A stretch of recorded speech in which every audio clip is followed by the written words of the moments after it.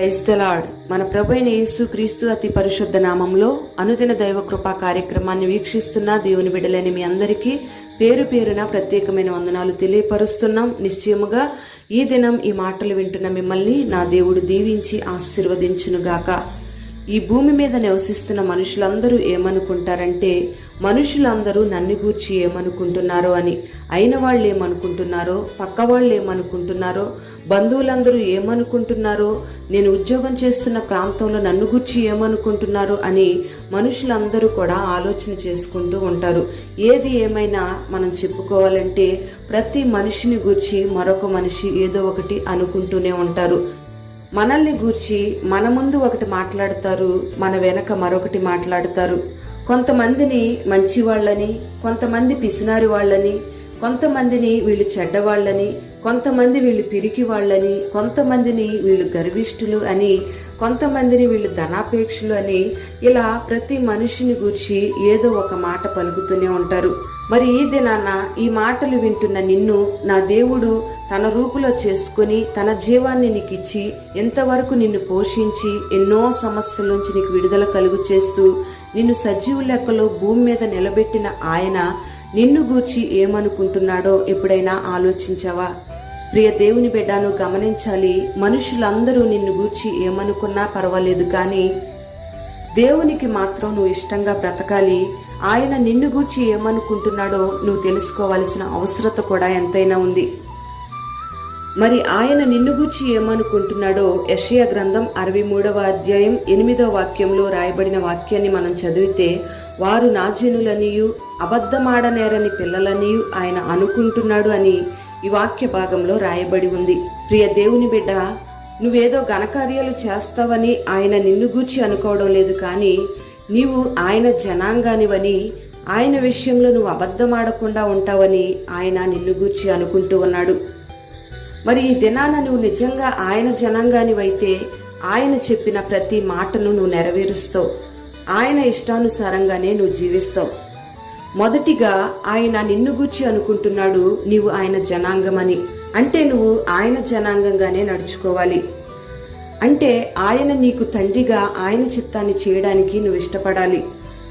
ఇక్కడ వారు నా జనులు అని ఆయన అన్నాడంటే ఆయన జనులు కాని వాళ్ళు కూడా ఉన్నారని మనం గ్రహించాలి. ప్రియ దేవుని బిడ్డ, ఆయన జనాంగమైన నీకు ఆయన నీ జీవితంలో ఎన్నో మేలులు చేస్తూ వచ్చాడు. నువ్వు ఉద్యోగం అడిగితే నీకు ఉద్యోగాన్ని ఇచ్చాడు. వ్యాపారంలో విజయం కావాలంటే విజయాన్ని ఇచ్చాడు. బిడ్డలు లేరంటే నీకు బిడ్డల్ని ఇచ్చాడు. వివాహ విషయంలో కార్యం చేయమంటే నీ వివాహ విషయంలో దేవుడు అద్భుతాన్ని చేశాడు. నువ్వు బలహీనునిగా ఉంటే నిన్ను బలపరిచాడు. రోగిగా ఉంటే నీకు స్వస్థతనిచ్చాడు. ఆదరణ లేని పరిస్థితుల్లో నిన్నెంతగానో ఆయన ఆదరించాడు. నీ కుటుంబంలో సమాధానం లేనప్పుడు ఆయన సమాధానకర్తగా నిలిచి ఆయన జనాంగమైన నిన్ను ఆయన ఎన్నోసార్లు ఆదుకుంటూ వచ్చాడు. మరి ఎన్నో మేలులు పొందుకున్న నీవు ఇంతవరకు ఆయన జనాంగంగానే నువ్వు జీవిస్తున్నావా? లేదా దేవునికి చెందవలసిన మహిమను, దేవునికి చెందవలసిన ఘనతను వేరొకరికి చెల్లిస్తున్నావా? ఈ లోకంలో ఉన్న ఒక కుమారుడు తల్లిదండ్రులకు అవమానం తెస్తూ చెడు వ్యసనాలకు, పాపపు జీవితానికి అలవాటైపోయి ఉంటే నలుగురిలో వీడు నా కొడుకు అని చెప్పుకోవడానికి తల్లిదండ్రులు ఎంతగానో సిగ్గుపడతారు. అదే కుమారుడు ఒక ఉన్నతమైన స్థితిలో ఉంటే వీడు నా కుమారుడు అని 10 మందికి గర్వంగా చెప్పుకుంటాడు. మరి ఈ లోకంలో ఉన్న తల్లిదండ్రులే పాపపు జీవితంతో ఉన్న బిడ్డలను నా కుమారుడు వీడు అని చెప్పుకోవడానికే అసహించుకుంటున్నారే. మరి పరలోకంలో పరిశుద్ధుడైన దేవుని యొక్క జనాంగంగా నువ్వు ఉండాలంటే నువ్వెంత పరిశుద్ధమైన జీవితం చేయాలో ఒకసారి ఈ దినాన నువ్వు ఆలోచించాలి. నీ మాటలోనైనా, నీ క్రియలలోనైనా, నీ చూపులలోనైనా, నీ ప్రవర్తన అంతటిలో కూడా దేవుని నామానికే మహిమ కలిగే విధంగా ఉండాలి. దేవుని నామానికి ఎక్కడ నువ్వు అపకీర్తి తెచ్చే విధంగా ఉండకూడదు. ఏది ఏమైనా దేవునికి చెందవలసిన ఘనతను నువ్వు దేవునికే చెల్లించాలి. అప్పుడు దేవుడు నిన్ను బట్టి ఆనందిస్తాడు. నువ్వు నా జనాంగమని నిన్ను గురించి సాక్ష్యం ఇస్తాడు. ఓసారి ఇశ్రాయేలు ప్రజలు దేవుని ప్రజలుగా పిలువబడుతూ ఉన్నారు. అందుకే వాళ్ళని ఆయన గొర్రెపిల్ల రక్తం ద్వారా విమోచించాడు.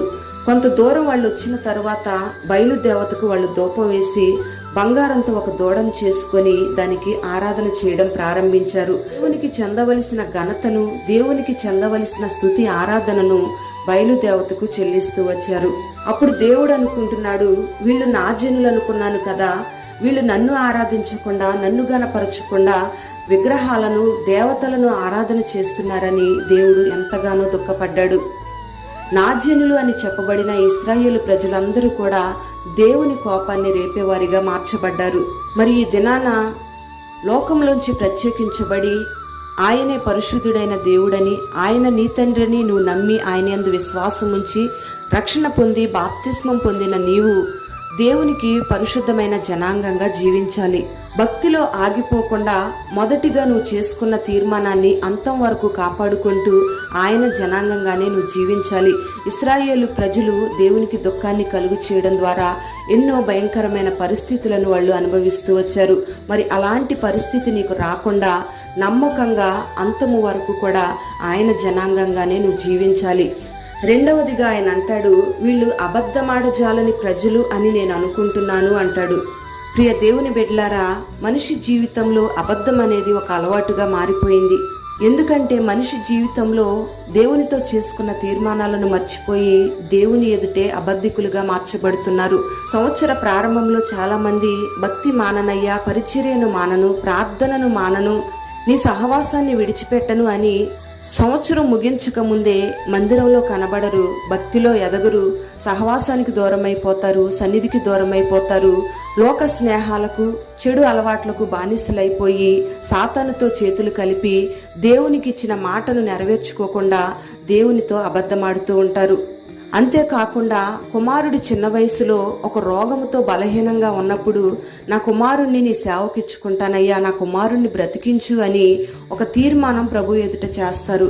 ఆ కుమారుడే గొప్పవాడై పెద్దవాడై మంచి ఉద్యోగంలో స్థిరపరచబడిన తరువాత సేవ అనే మాట ఎత్తకుండా వాడిష్టం, వాడు సేవ చేస్తే చేస్తాడు లేదా ఉద్యోగం చేస్తాడు అన్నట్టుగా దేవుని విషయంలో ఆ కుమారుణ్ణి గురించి అబద్ధమాడతారు. అంతేకాకుండా సమస్యలతో ఉన్నప్పుడు దేవునికి ఒక అర్పణ అర్పిస్తానని దేవునితో ఒక తీర్మానం చేసుకుంటారు. కొంతకాలం తర్వాత సమస్యలు తీరిపోయిన తర్వాత ఎంత సొమ్ము దేవునికి ఇవ్వాలా అన్నట్టుగా దేవుని ఎదుట వాళ్ళు అబద్ధమాడి దేవునికి ఇవ్వవలసిన ఆ మొక్కుబడిని ఇవ్వకుండా దేవునితో అబద్ధమాడుతూ ఉంటారు. ప్రియ దేవుని బిడ్డలారా, గమనించాలి, కష్టమైన నష్టమైన దేవునితో నువ్వు చేసుకున్న తీర్మానాన్ని నువ్వు నిలబెట్టుకోవాలి. మరి ఆయన నిన్ను గూర్చి అబద్ధమాడని జనము అని ఆయన అనుకుంటున్నాడు కాబట్టి ఆయన అనుకున్న రీతిగా నువ్వు అబద్ధమాడని జనాంగంగా ఆయన ఎదుట జీవించాలి. ఆయనకిచ్చిన ప్రతి మాటను నువ్వు నెరవేర్చాలి. మనుషుల ఎదుట కూడా ఆ రీతిగానే ప్రవర్తించడానికి నువ్వు ఇష్టపడాలి.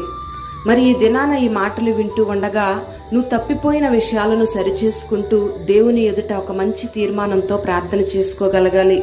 దేవునికి చెందవలసిన మహిమను దేవునికి చెల్లిస్తూ నువ్వు మొక్కుకున్న ప్రతి మొక్కుబడి విషయంలో దేవుని ఎదుట అబద్ధమాడకుండా నమ్మకంగా దేవునికి అర్పించినట్లయితే నిశ్చయంగా ఉన్నతమైన ఆశీర్వాదాన్ని నువ్వు అనుభవిస్తావు. దేవుని ఎదుట ఒక మంచి సాక్ష్యాన్ని నువ్వు పొందుకుంటావు. ఈ భూమి మీద కూడా అనేకుల ఎదుట గొప్ప చేయబడతావు. పరలోకంలో కూడా ఉన్నతమైన స్థానాన్ని నువ్వు సంపాదించుకుంటావు. మరి ఈ దినాన అట్టి నమ్మకమైన ఆత్మను దేవుడు నీకు అనుగ్రహించి నిన్ను పరిశుద్ధపరిచి దీవించి నడిపించునుగాక. ప్రార్థన. పరిశుద్ధుడైన తండ్రి, ప్రేమ కలిగిన దేవానికి స్తోత్రం చెల్లిస్తున్నాం. ఈ దినాన ఈ మాటలు వినని బిడ్డలందరినీ కూడా పేరు పేరున మీరు దీవించండి. మీరు మనుషులను గూర్చి ఏమనుకుంటున్నారో తేటగా తెలియపరిచారు. ఈ మాటలు విన్నని బిడ్డలందరూ కూడా నీ జనాంగంగా జీవించడానికి మీరు కృప చూపండి.